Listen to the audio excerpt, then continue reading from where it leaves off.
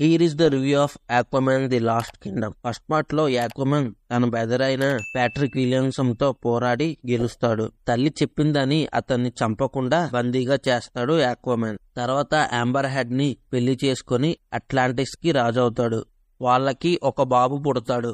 మరోవైపు తన తండ్రికి చావుకి కారణమైన ఆథర్తో పాటు అతడి కుటుంబాన్ని కూడా నాశనం చేయాలని వెతుకుతుంటాడు డేవిడ్ కేన్. అండ్ ఆక్వామన్ ఓడించాలంటే ఆక్వామన్ అంతా పవర్ఫుల్ గా ఉండాలి. అతడు ఒక గృహలోకి వెళ్లిన డేవిడ్ కేన్ కు బ్లాక్ ట్రైడెంట్ దొరుకుతుంది. దానిని చేతిలోకి తీసుకున్న తర్వాత అతడు ఎలా మారిపోయాడు, అతడికి ఎటువంటి శక్తులు వచ్చాయి అండ్ ఆ బ్లాక్ ట్రైడెంట్ ఎంత పవర్ఫుల్ అన్నది మూవీలో చూపిస్తారు మనకి.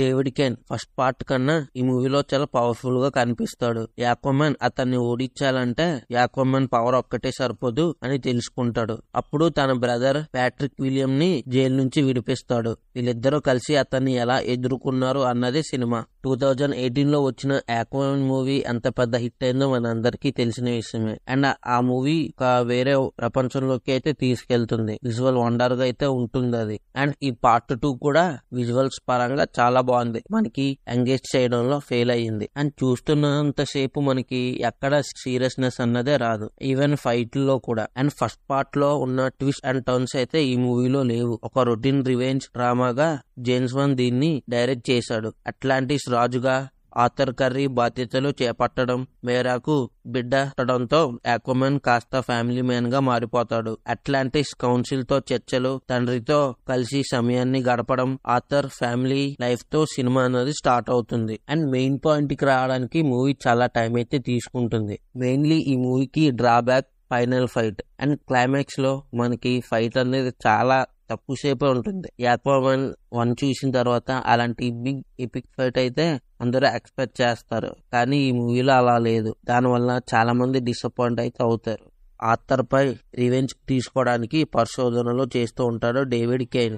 బ్లాక్ ట్రైడెంట్ దొరకడంతో స్టోరీ అనేది కొంచెం టర్న్ తీసుకుంటుంది. తన శక్తి ఏంటో తెలియాలని అట్లాంటిస్ కి వెళ్లి మరీ దాడి చేస్తాడు డేవిడ్ కేన్. అండ్ ఇక్కడ ఫైట్ సీక్వెన్స్ మనకి బాగా అలరిస్తూ ఉంటాయి. ఆ విజువల్స్ గానీ యాక్షన్ సీక్వెన్స్ గానీ చాలా బాగుంటాయి. అండ్ మూవీ మీద ఎవరైతే భారీ ఎక్స్పెక్టేషన్స్ పెట్టుకుని వెళ్తారో వాళ్ళకైతే మూవీ డిసప్పాయింట్ చేస్తుంది. ఎవరైతే DC మార్వెల్ ని ఫాలో అవుతూ ఈ మూవీని బాగా అబ్జర్వ్ చేసి చూస్తారో వాళ్ళకైతే అసలు నచ్చదు. ఎటువంటి ఎక్స్పెక్టేషన్స్ లేకుండా వెళ్తే వాళ్ళకి ఈ మూవీ పర్లేదు, ఓకే అనిపించేలా ఉంటుంది. మెయిన్లీ ఫ్యామిలీ పిల్లలతో వచ్చిన వాళ్ళు అయితే బాగా ఎంజాయ్ చేస్తారు 3D లో కాబట్టి. అండ్ మూవీ ఎలా ఉందో అర్థమైంది కదా. ఇంకా థియేటర్స్ లో ఆడుతుంది. ఎవరైతే చూడాలనుకుంటున్నారో వాళ్ళు చూడండి. ఎవరికైతే మూవీ చూసారో వాళ్ళ ఎక్స్పీరియన్స్ ఎలా ఉందో కామెంట్ చేయండి. Like, share and subscribe my channel.